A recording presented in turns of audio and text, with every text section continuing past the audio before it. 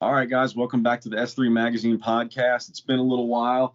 Happy New Year, happy holidays. We're still getting slowly back into the swing of things. As you can see, Willie's rocking his Georgia hat. Go Dogs. Took home the championship the other night. That was awesome.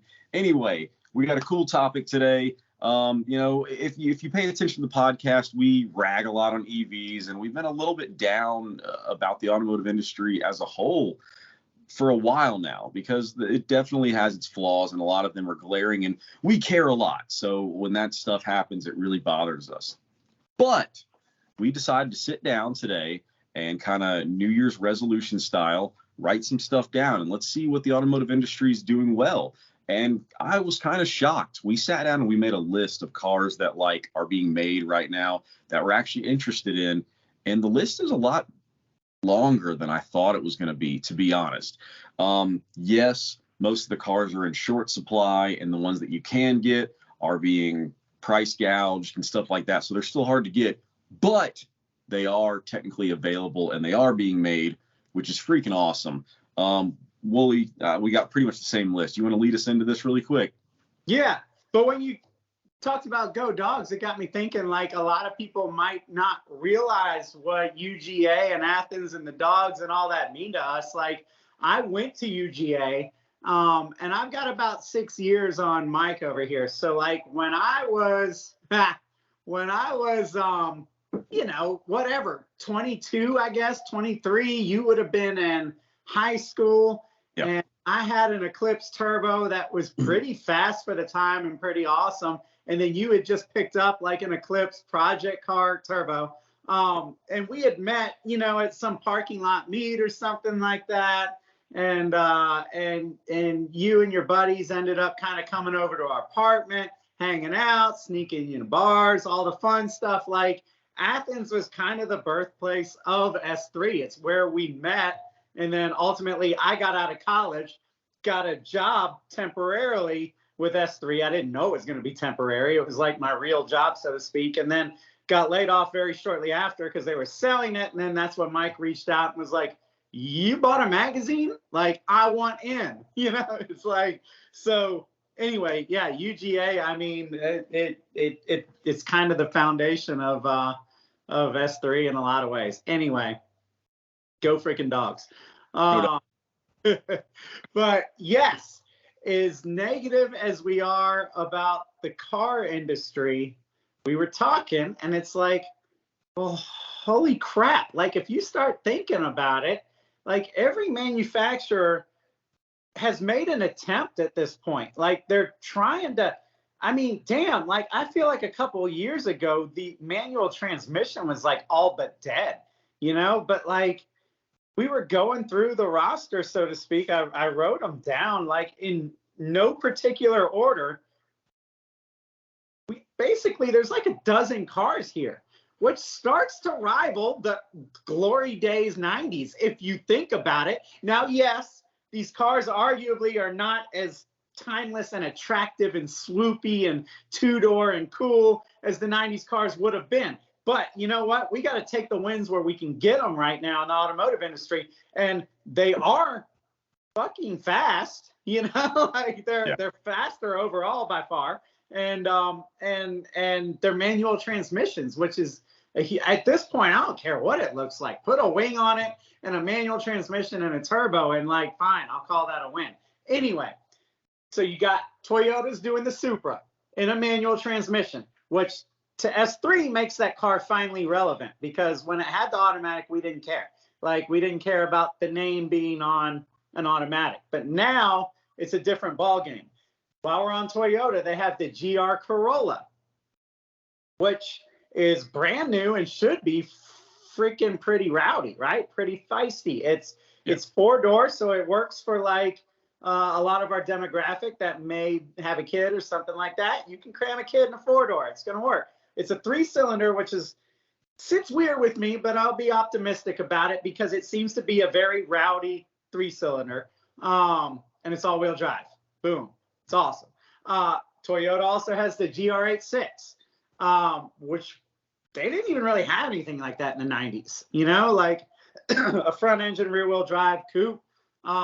Yeah, it's not the most powerful, but it is freaking fun. And it is a coupe, and it does look good. It makes you want to buy it when you see it. You know, it's a car that you want to modify. So that's kind of Toyota leading it, because that's 3 potent cars right there. And that doesn't even get into their off-road stuff, which is also cool. Nissan, the Z, I know that's getting mixed reviews. But that's the thing. Don't always let the mixed reviews that you're reading on the internet steer you. I was just watching something on the Z page on Facebook, and some Motor Trend editor finally felt confident enough now to where he could take some shots at the Z. I guess he feels like he's got enough people in his camp. And so he took shots and he bashed the Z, and somebody was on there kind of bashing the journalists. And the guy had a point. Like, automotive journalists, like a lot of us, not us included, because we're awesome, but a lot of course, a lot of them suck these days. And you guys have got to realize that. There's a whole gaggle of automotive journalists that know dick about cars, that can't drive a manual transmission, that have just found a loophole to basically get press cars through their blog or their Instagram page or whatever. So like, they're really not seasoned enthusiasts, which means all they can speak about is specs and textures. Like, they don't understand connections the way that me and you and probably most people listening do. The flip side of that is you have the Motor Trend type, and I'm just using that as a name, I'm not calling anybody out, those established type of journalists. Now, they're comfortable.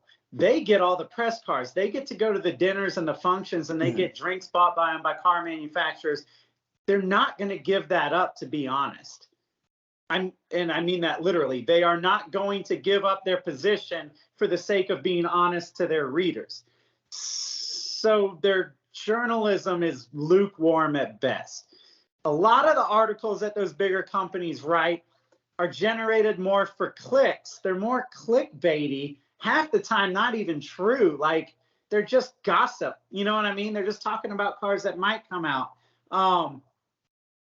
So watch what you're listening to as far as journalists goes. Don't let a journalist or an article that you read online ruin any of these cars for you. You need to go drive them, because they're talking about specs and the textures of the leather and the size of the screen and how a Z compares to a Supra on paper. But there's a whole different element to it. And I don't know. I haven't driven a Z yet, so I'm not speaking for it or against it. I'm saying, you guys, don't let all the chatter get in your head. Like, you need to go experience these cars for yourself. A lot of the reason these cars were so successful in the 90s is because we didn't have social media to ruin all of them. People went out there and bought them. But, yeah, that brings me to another point.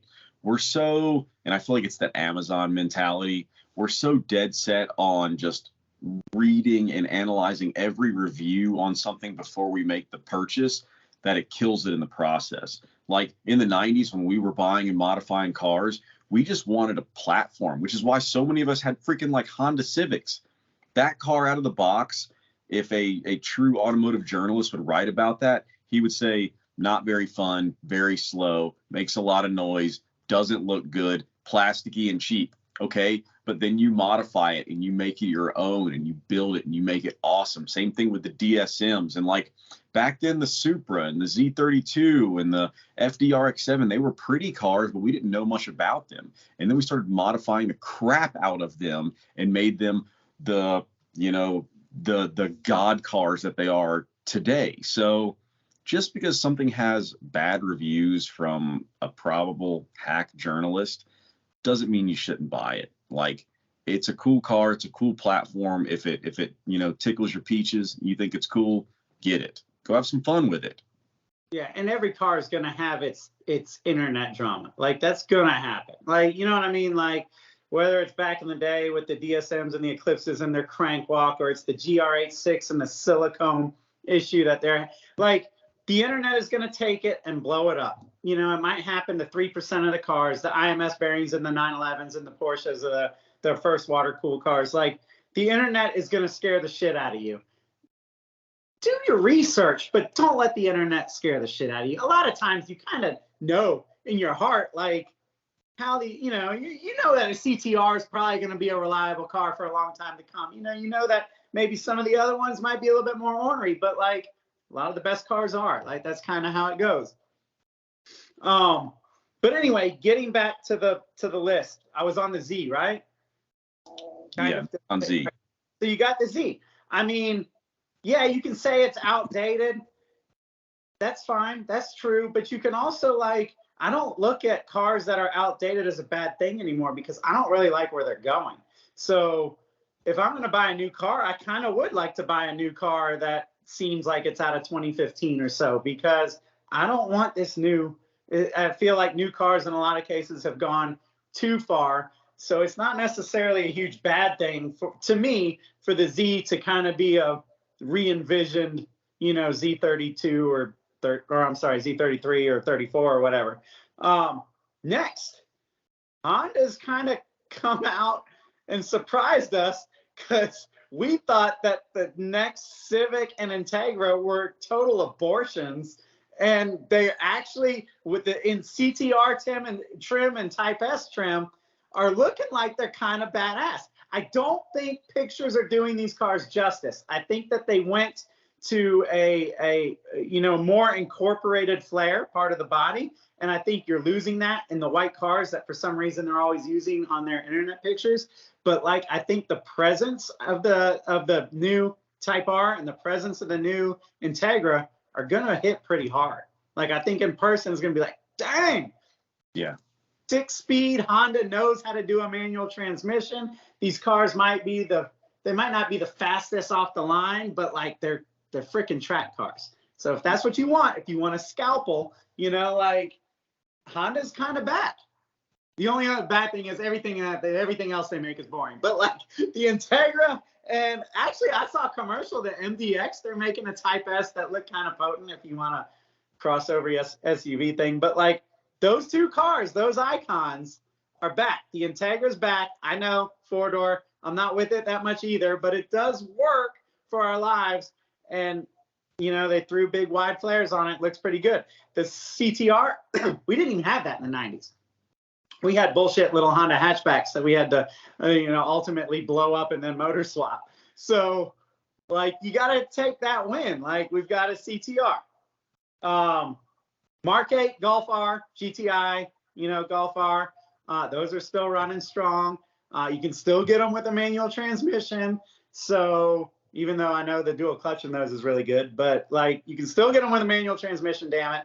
And they're still making them, even though they're saying it's the last of the internal combustion. We'll see what happens.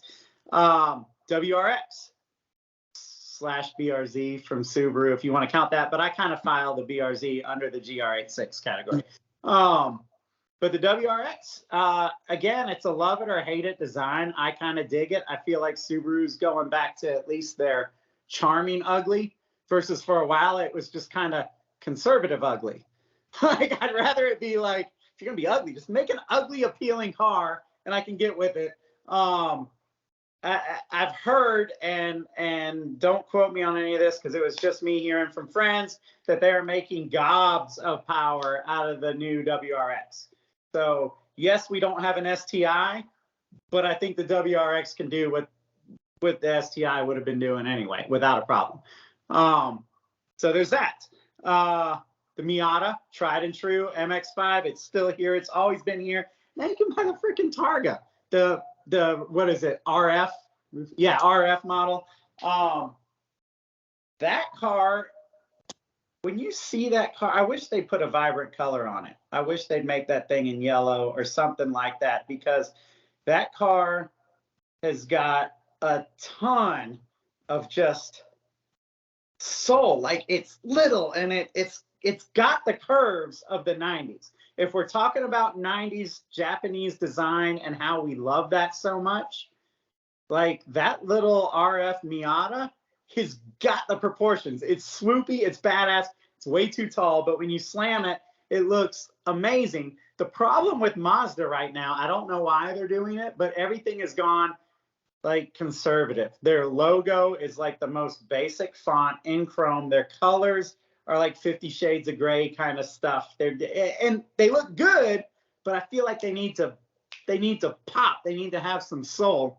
But I've actually got the RF right now as a press car. It's in the driveway, and I love it. It's unexplainably fun. If you got to be the fastest dude in town, don't buy the Miata. But like, it makes you feel like a kid again. Like my wife will be like, "Dang, we're out of milk." I'm like, "I'll go." You know, like I'm just like, I'm looking for a reason to drive it. The only bummer for somebody like me is I don't get to drive. It's a toy. It's small and there's no space. So there's a lot of times where you want to take it and you're not able to. And a car like the Integra or the CTR allows you to use it a lot more. But damn, man, that roadster feeling, I love being connected, not just to the car, but the road and the trees above me and everything. And the Miata is great. Mustang, you want to talk about that one? I've been rambling, and you own a Mustang. Yeah. I mean, I'm glad that Ford is still giving us another generation of the Mustang as we know it. They're making the what do they call it? The S650. I mean, we've seen pictures of it. It basically just looks like an S550 with different headlights is what it really looks like. I think it's shaping up to be a lot like the Z formula. They kind of took what they had, they kind of sculpted it a little bit, gave it a little bit. Well, in the case of the Z, it got a lot more power. In the case of the Mustang, it's getting tweaked. Yeah. I mean, I can't be mad at them for it. I'm glad they gave us another generation of the gas-powered, stuff. So that's awesome. I'm glad they're keeping it around. The Charger and the Challenger are still around too. They said it's the last generation. They made it kind of sound like it was the last year, but they haven't really committed to that yet from what I've seen. So at least for the immediate future, we do still have American muscle toys. So, I mean, the Camaro's gone, but the Corvette's still around, but it's not a manual transmission anymore. So therefore, I don't care. That's just me, maybe, but yeah, no. The C7, I guess, is still new enough to get good financing on it. and there's always an argument for that. If you are looking as a collector or an investor, I mean, probably the C7 could very well be the last manual transmission Corvette. That's significant. Yeah. So I always think, I mean, I'm not about stretching and making yourself car poor and getting into loans that you might not be able to afford. But if you're going to do it, now's the time on that car. Like, I would say that you could stretch that loan out and at least have a peace of mind about it, because you're buying the last of an American ground pounder with a manual transmission. And the way Chevy's going, at least right now, they're not getting more badass. So they're not. It was kind of a peak. What else do we have here? Oh, well, the Elantra M. Who wants to buy a Hyundai? Nobody. But hey, who wanted to buy a Honda in like the late 80s? Like, Hyundai's dealing with the same thing that like Honda and Toyota dealt with in the 80s. They're having to prove it. But they're proving it very well. They're like, guys, how good do we have to make it before you'll give us a chance? Like, bang for the buck, it is a hell of a lot of car. So if you can get over yourself, the Elantra M, 6-speed, it's a hell of a performer. You're basically paying SI money. You're paying a little bit more than SI money for something that's just a little bit less than a Type R is kind of how I understand it. I haven't driven the car, but people that have driven the car that know cars are praising it. Yeah. So we can go. All right, let's go to the European boys. These get up a little bit more in price, but when you consider the markups that are on a lot of these other cars, they're not too far off. You got the Cayman Boxster, the M2. If you want a Mexican-made BMW, the M2 is your car. Mm-hmm. That's all I got to say about that. I don't know. Good for them. It's unusually heavy. I'm sure it's a great car. It's a car, Haven't driven it, so I don't really care yet.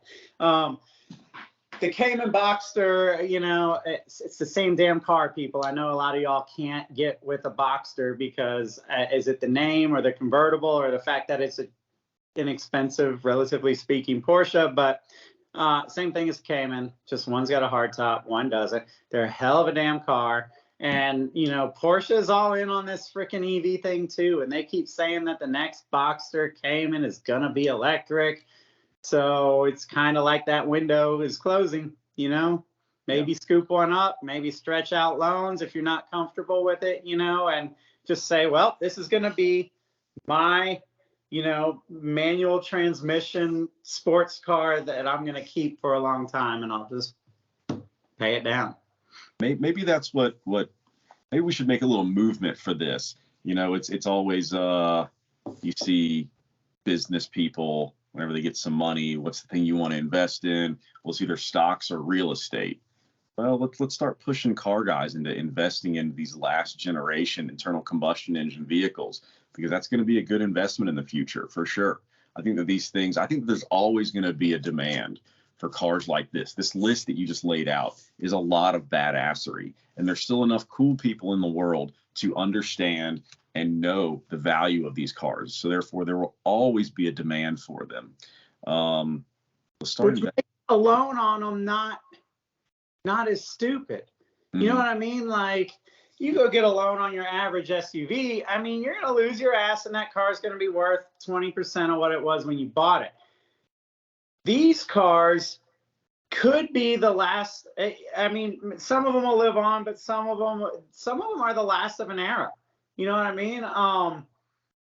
And I am not one to give financial advice, but if that's the case, if you as a car enthusiast understand that these cars are the end of an era, and if it has significance to you, it probably has significance to other enthusiasts. So whereas I would normally say, nah, it's stupid to get an 8-year loan on a car, if an 8-year loan is what it takes for you to get a manual transmission C7, and you know that that's what you want. You know the C8 ain't it because it's got an automatic, so it doesn't speak to you. You know a hybrid's coming, and then an electric Corvette and an SUV Corvette.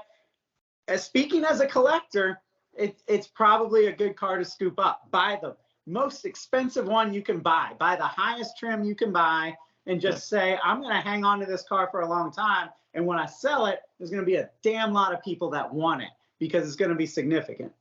Yeah, I agree.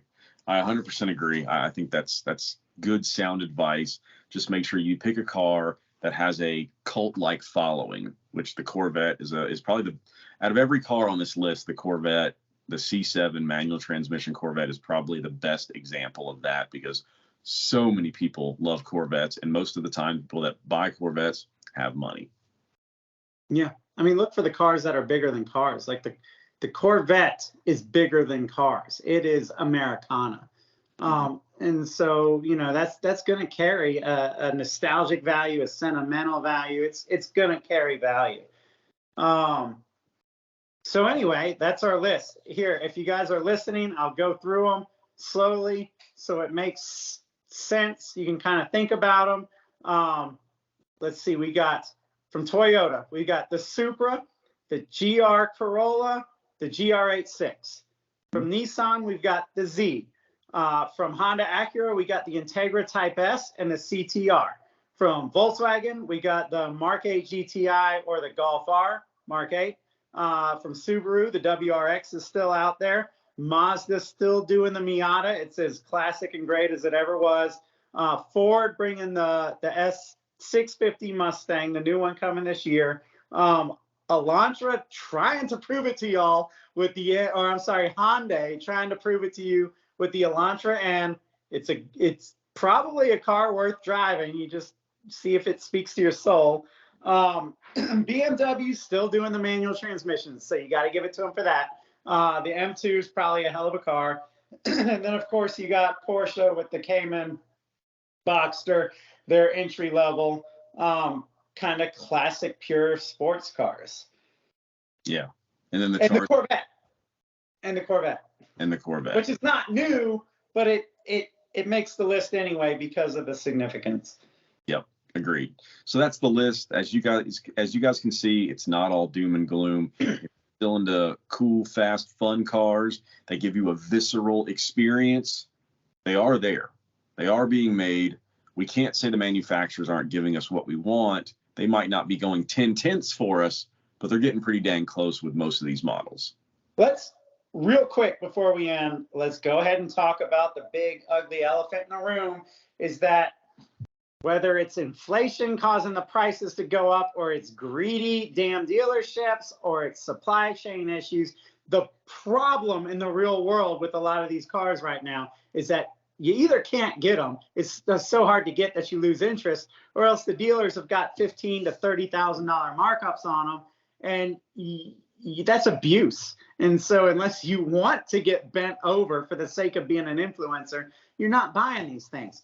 So you being kind of, I don't know, economic minded, like, what's the play here? Like, my concern is that we're not going to buy these things because we're smart and the value is not there, even though the desire is there now.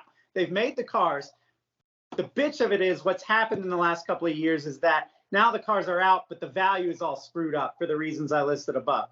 So what do? Do we just wait? If we wait too long, eventually you're going to be like, see, nobody buys these cars. Back to automatic / EV / crossovers, you know? Yeah. I mean, if you want to go the dealership route, which most people are going to do because it's the way to do it, to be honest, you just have to find a dealer that you know and trust, or at least you can go and start a rapport or relationship with and see if you can make something work there. The fact is, the market is falling, interest rates are up, demand is down, prices are starting to fall.